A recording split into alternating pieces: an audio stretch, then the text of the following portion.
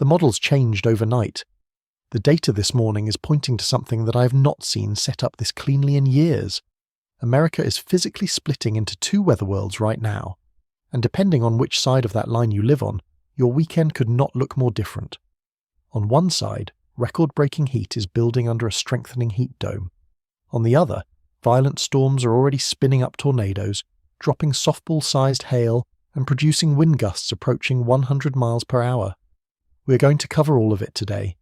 The heat dome geography and what cities face the most dangerous heat index values this weekend, the active storm track and which areas are still in the direct line of fire for tornadoes, the 7-day pattern and the major shift that is coming for the eastern half of the country, and the tropical situation, because the National Hurricane Center just issued a fresh advisory this afternoon on an area of low pressure in the Gulf, and Colorado State University just revised their entire season forecast downward.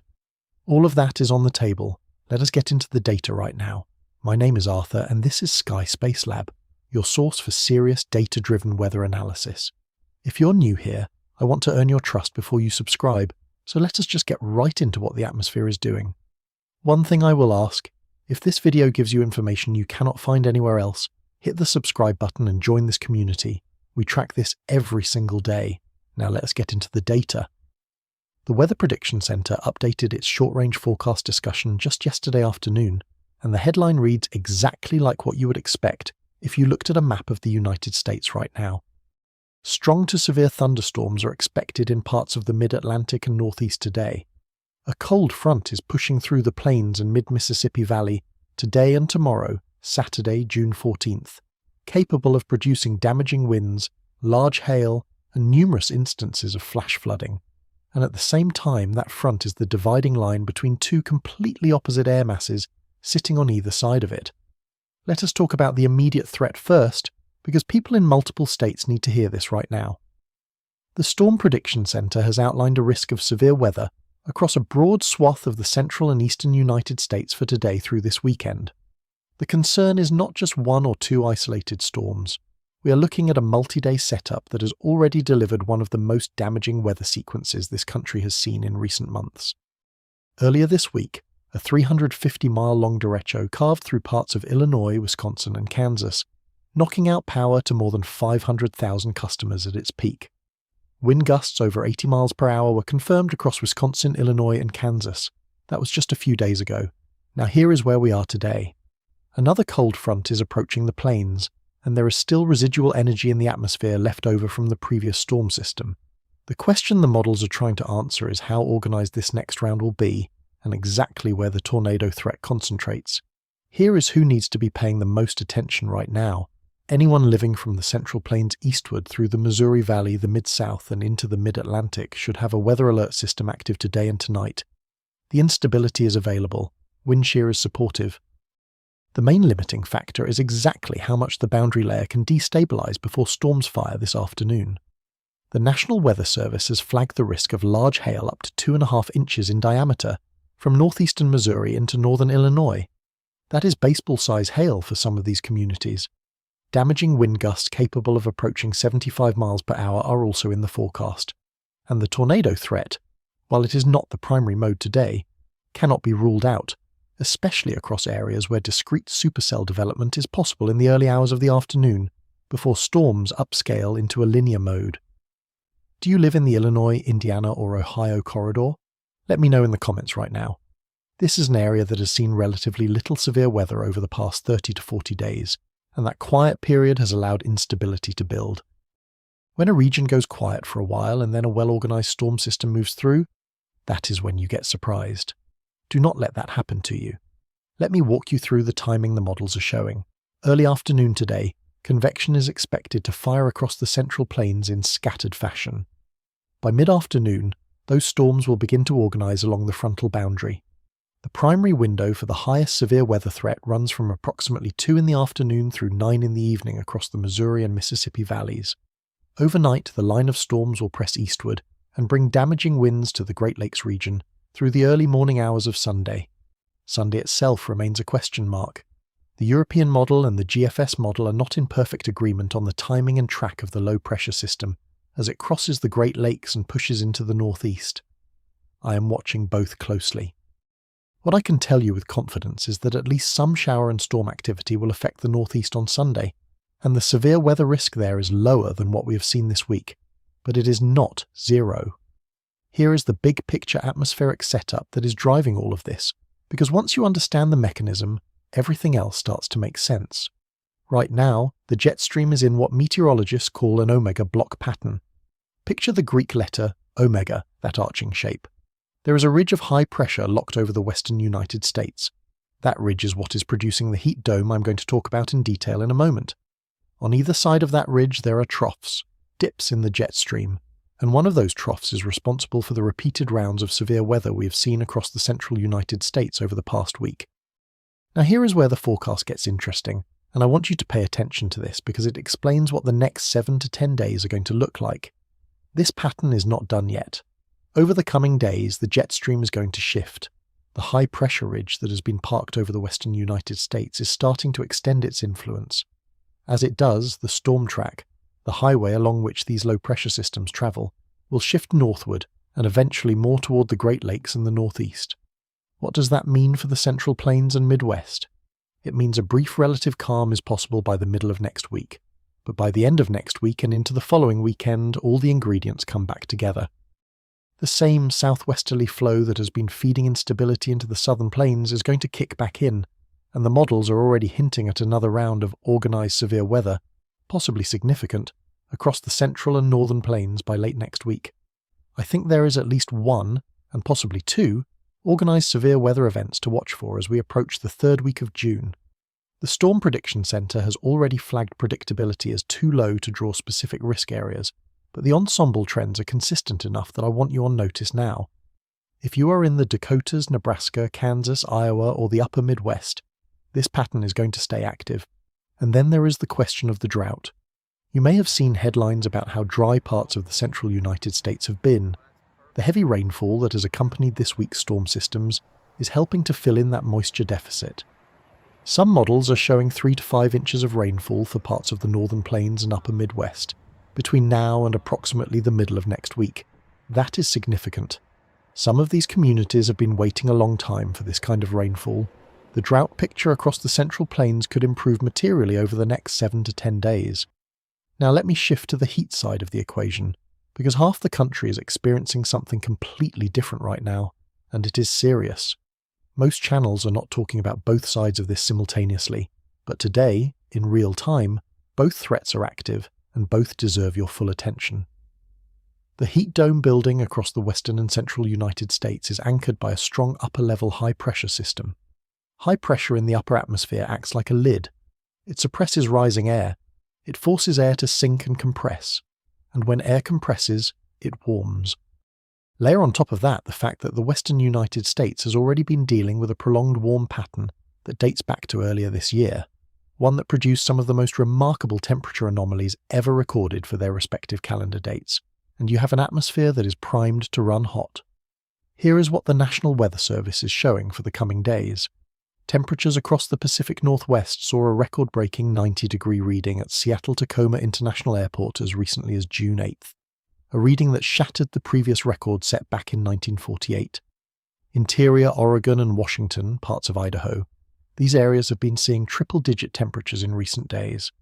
Now, as the pattern evolves, the core of the heat is expected to remain focused on the southwest and portions of the central United States through this weekend and into early next week. The Weather Prediction Center latest forecast shows temperatures running 15 to 25 degrees above normal for many areas from the southwest into the southern plains. Heat index values in parts of the south-central United States are expected to reach 100 to 105 degrees this weekend, and in some locations those values could go higher. Think about that for a moment. The Storm Prediction Center is issuing severe weather outlooks for the plains and Midwest. Simultaneously, heat advisories and excessive heat warnings are in effect for an enormous portion of the western and south-central United States. This is the split I am talking about. It is not metaphorical. It is happening right now on the current surface analysis. The heat dome is important not just for the immediate danger it poses to human health. Extreme heat is the deadliest weather phenomenon in the United States. It kills more people per year than tornadoes, hurricanes, and floods combined. I need you to take this seriously. Heat stroke can onset in minutes in conditions like these, especially for elderly individuals, children, and anyone working outdoors without adequate hydration and shade. If you are in the West or South Central United States this weekend, limit outdoor activity to the early morning hours, hydrate aggressively before you feel thirsty, check on elderly neighbours and family members, and make sure pets have shade and fresh water at all times.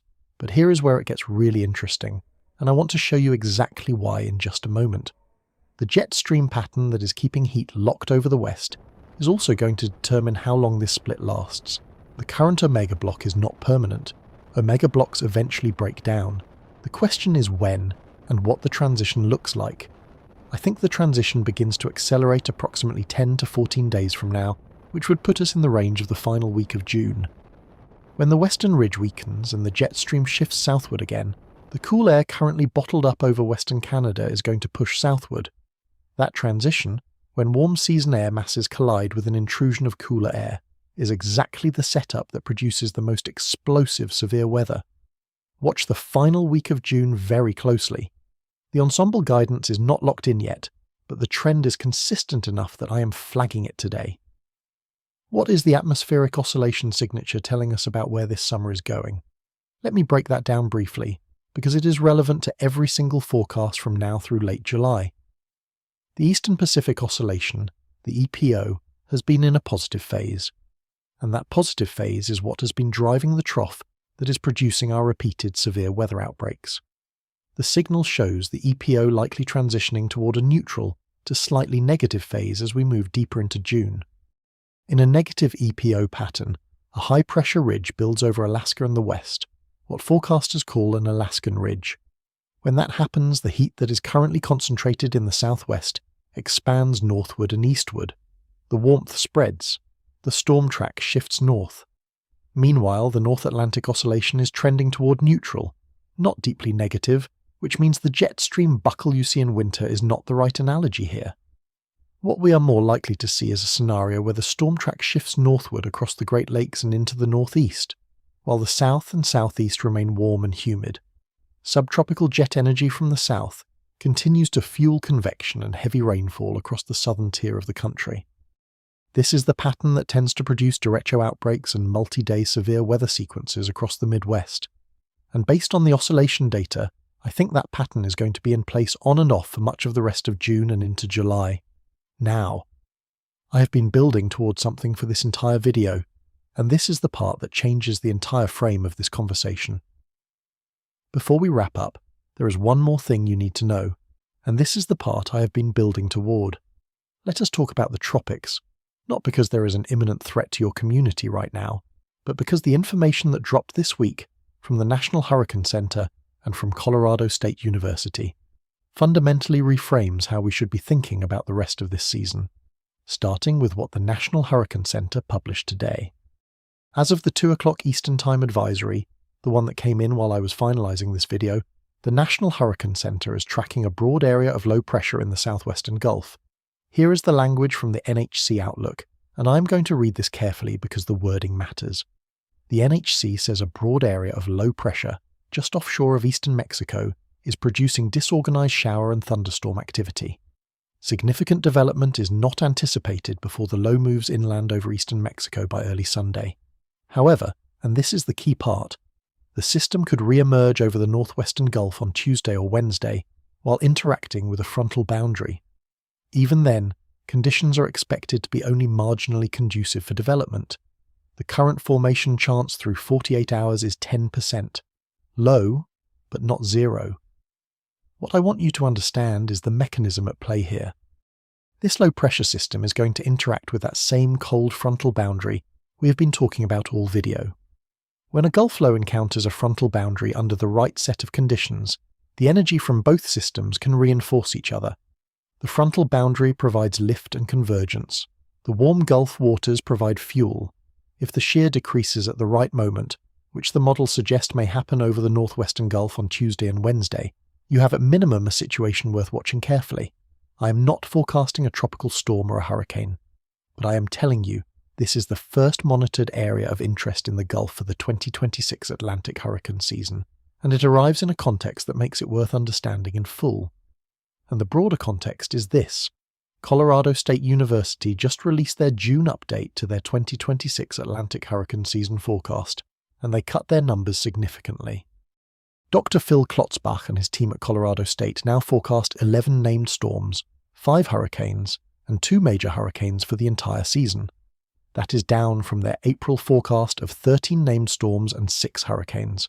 The primary reason is increasing confidence in a moderate to strong El Nino developing during the peak of the hurricane season, roughly August through October.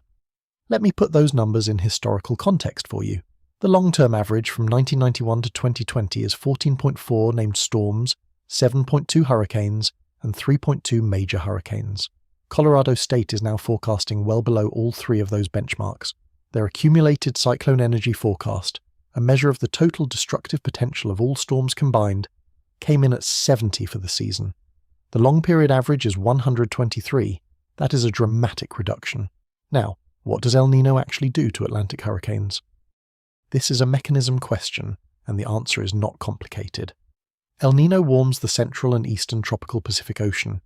That warming increases wind shear across the tropical Atlantic and Caribbean. Wind shear is the change in wind speed and direction with altitude. When shear is high, it literally tears developing tropical cyclones apart. The organizing circulation that a tropical storm needs to intensify, that structured warm core, gets disrupted. The storm cannot build vertically, it weakens and falls apart. NOAA has already predicted a 55% chance of a below-normal Atlantic hurricane season in their own seasonal outlook. Both Colorado State and NOAA are pointing in the same direction. That is notable. When 2 of the most credible forecasting institutions in the world converge on the same conclusion, you pay attention. But here is the caveat that both Colorado State and NOAA are very deliberate about stating, and I want to make sure you hear this clearly. A below-normal season does not mean a no-impact season. It only takes one storm. One storm making landfall in the wrong place at the wrong time can define an entire season for a community. The 2026 season average probability of a major hurricane making landfall anywhere on the United States coast is below the historical norm, but it is not 0, not even close to 0. And the timing of that Gulf low the NHC is tracking right now is relevant here, because the first named storms of the Atlantic hurricane season tend to form in areas close to the United States, the Western Caribbean, the Gulf itself, and the Atlantic near the Bahamas. These nearshore storms historically have less time to develop, but they also have less time for forecasters to warn you. That asymmetry matters. Let me give you the updated latest run status on what the 2 main global models are doing with the Gulf situation, because the models have been evolving on this. The GFS has been hinting at a modest low-pressure development over the northwestern Gulf in the Tuesday to Wednesday timeframe. The European model is also seeing some low-pressure consolidation in that area, though at present both models are painting this as a weak and disorganized system. Critically, both models do show the environment improving slightly in that zone as the upper-level high shifts westward over Mexico, which would reduce shear over the central and eastern Gulf. If that shear reduction happens faster than the models currently expect, this situation could evolve more quickly than the current 10% chance implies. What you can take away from all of this is simple. There is nothing imminent. There is nothing that is a direct threat to any specific coastline right now. But there is an area to watch, a real National Hurricane Center designated area, in the Gulf, and the conditions that will determine its future are in flux over the next 72 hours. I will be watching this every day and updating you as the picture changes. Here is a question I want you to answer in the comments below. If a Gulf system did develop over the next 7 to 10 days and began to approach the United States coastline, which coast concerns you most? The Texas and Louisiana coastline, the Florida Panhandle, or the Eastern Gulf and Florida West Coast? Let me know where you are watching from, and let me know what concerns you. That helps me build the content that matters most to your community. The bigger story here is the seasonal one. This summer is shaping up to be defined by a split atmosphere, and not just for this week. The oscillation data and the climate indices suggest this east-west split in weather regimes is not going away anytime soon. The west stays hot. The storm track stays active across the central and northern tier. The tropics remain suppressed by El Nino for now, but El Nino suppression is not a guarantee. It is a probability. And probabilities have a way of surprising us. A final thought I want to leave you with today. The last time the atmospheric setup looked this similar to what we are currently seeing, a strengthening El Nino, a west-based heat ridge, and an active northern storm track in early June, was during the summer of 2009. That year, El Nino intensified through the summer and did indeed suppress the Atlantic hurricane season significantly. But it also produced a pattern of repeated severe weather outbreaks across the central United States that lasted well into late June and July. If the current analogues hold, the severe weather story is far from over for the Midwest and Great Plains. Let me give you the full regional breakdown before I let you go, because I want every single viewer to know where they stand heading into this weekend and beyond. If you are in the Pacific Northwest, Seattle, Portland, Eugene, Boise, the heat dome has been the story. Temperatures have been running well above normal, and record daily highs have been falling. The National Weather Service is expecting some gradual moderation by midweek, but do not let your guard down over the weekend. Keep those fans and air conditioning systems running. Watch for heat-related illness in vulnerable populations. If you are in the Southwest, Phoenix, Las Vegas, Albuquerque, Salt Lake City, Denver, the heat ahead of it, heat and instability are building. Your window for severe weather this afternoon and evening is real. Have your alerts active and a plan ready. If you are in the Midwest and Great Lakes, Chicago, Milwaukee, Indianapolis, Columbus, Cleveland, Detroit, the severe weather threat that affected your area earlier this week is not completely done. Residual storm activity and the approaching front mean today and tonight still carry some risk of organized severe weather. Chicago saw a level 4 out of 5 risk issued by the Storm Prediction Center earlier this week, one of the highest ratings issued for that area in recent years. The tornado threat today is lower than it was midweek, but damaging winds remain on the table. If you are in the southeast, Atlanta, Charlotte, Nashville, Birmingham, Memphis, you're in the zone where the warm and humid air mass has been persistent and will continue to generate daily thunderstorm chances through the weekend.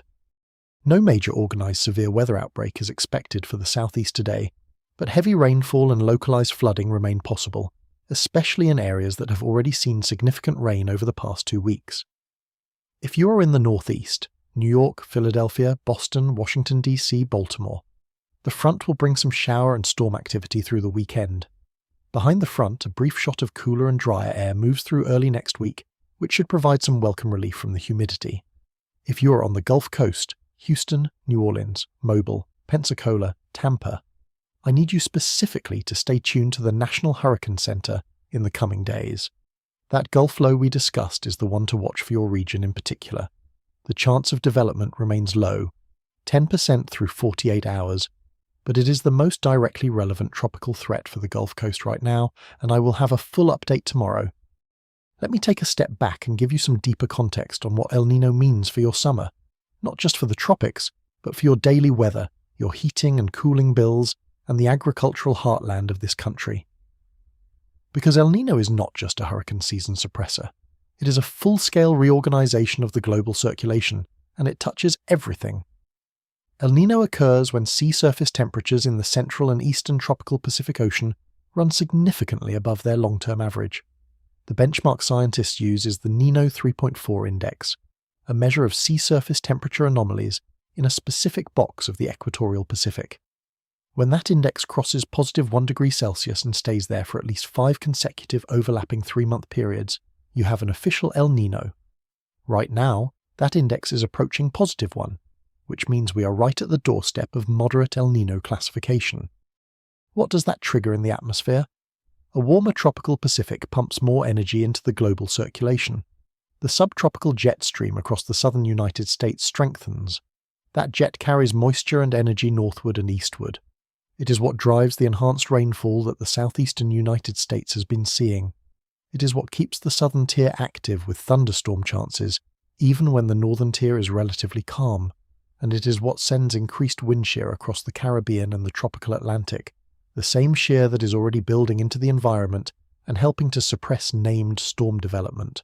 Colorado State University updated forecast compared the current setup to 6 historical El Nino analog years: 1957, 1965, 1987, 1997, 2009, and 2015.